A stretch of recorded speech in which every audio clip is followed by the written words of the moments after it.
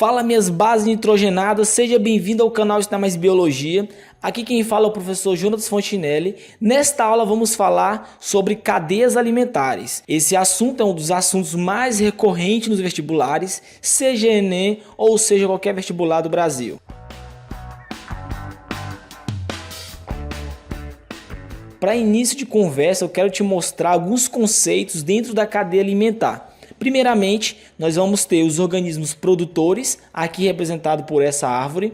Depois iremos ter os organismos herbívoros e, consequentemente, os organismos carnívoros, representados por esse pássaro louco aqui. A cadeia alimentar é uma forma linear de absorção de alimento. A energia irá entrar nos organismos através dos produtores, representado aqui pelas plantas. Lembrando que produtores são aqueles seres que conseguem produzir o próprio alimento, ou seja, são autotróficos. A planta, por possuir cloroplasto e clorofila, ela tem a capacidade de absorver a luz do sol. A luz do sol penetra na sua clorofila e assim ela consegue fazer um processo chamado de fotossíntese.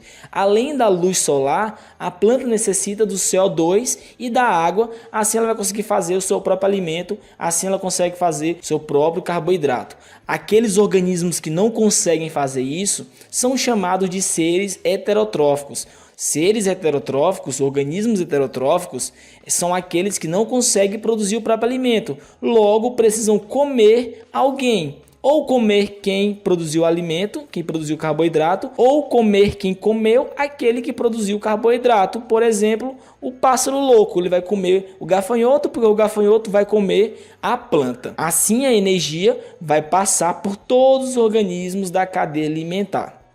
Vamos lá então. A energia que nós utilizamos, ela é proveniente primeiramente do Sol. O Sol é a fonte de energia primária que existe dentro das cadeias alimentares, graças à energia luminosa que nós conseguimos sobreviver. Essa energia luminosa, ela penetra nos seres autotróficos e eles convertem energia química. Lembrando que na termodinâmica, a energia não pode ser criada, a energia não pode ser destruída, ela apenas pode ser convertida e perder em forma de calor. A planta tem a capacidade de absorver a luz do sol e transformar a energia química onde nós podemos usar. Então, graças ao sol, todos os seres vivos, todos os organismos conseguem se alimentar. A planta, por ser o primeiro organismo em que a luz do sol irá penetrar, nós chamamos esses organismos produtores de primeiro nível trófico.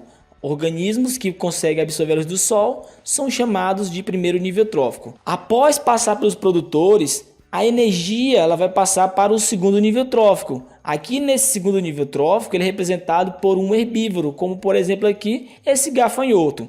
Depois de passar pelo gafanhoto ele vai para o terceiro nível trófico, que é onde a energia irá chegar. Essa cadeia alimentar eu coloquei apenas 3 representantes, mas poderia ter mais representantes aqui. Mas eu coloquei o básico para vocês. Aquele organismo que é chamado de segundo nível trófico, quando ele se alimenta do produtor, que é o primeiro nível trófico, ele é chamado de consumidor primário.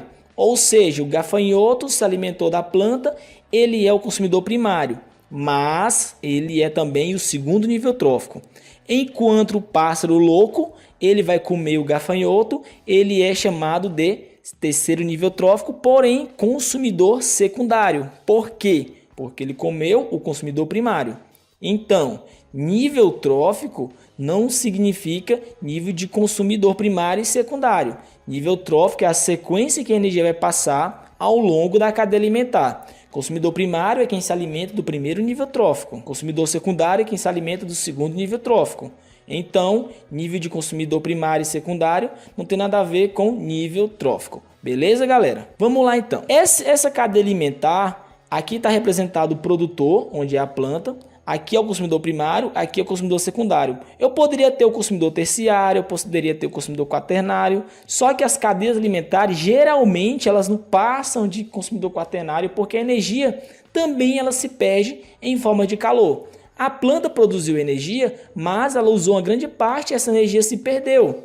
O gafanhoto comeu a planta e uma grande parte dessa energia também ele usou e se perdeu em forma de calor. O pássaro louco comeu o gafanhoto e também usou uma parte dessa energia. Então, quanto mais longe eu estiver do produtor, consequentemente também irá diminuir a quantidade de energia que eu irei receber desse animal que eu estou predando. Outro detalhe é que quando essa galera todinha morrer, quando essa galera todinha vier a óbito, ainda vai existir os decompositores. Os decompositores são os organismos que pegam o resto da matéria orgânica para que ela retorne novamente para o início da cadeia alimentar. Os organismos que representam os decompositores são basicamente fungos e bactérias, porque novamente na natureza nada se perde, nada se cria, tudo se transforma. A energia que está passando por essa cadeia, uma parte vai se perder em forma de calor, outra parte vai retornar para os decompositores quando esses organismos morrerem. E aí esses decompositores irão pegar esse restante de energia que sobrou, absorver para o seu metabolismo e retornar com a matéria orgânica para o início da cadeia alimentar, onde as plantas poderão utilizar para fazer fotossíntese, para crescer. Ou seja, na natureza nada se perde, nada se cria, tudo se transforma. E assim esse ciclo poderá continuar de forma harmoniosa. Recapitulando, consumidor primário é o segundo nível trófico porque é o segundo nível em que a energia do Sol irá passar. Consumidor secundário é o terceiro nível trófico porque é o terceiro indivíduo cuja energia do Sol irá passar.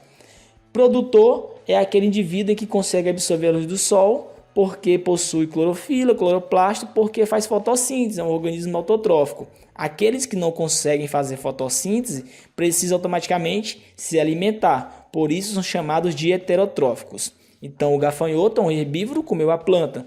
O pássaro louco é um carnívoro porque comeu o gafanhoto. Se tivesse uma cobra aqui, por exemplo, poderia comer o pássaro louco e assim a energia iria passar para essa cobra. E quando essa galera todinha morrer, automaticamente eles serão decompostos pelos decompositores, fungos, bactérias, por exemplo. Certo, pessoal? Se ficou alguma dúvida, não deixe de comentar aqui nos comentários e, claro, dá um like no vídeo e de se inscrever no canal, assim você vai ajudar esse projeto a crescer cada vez mais.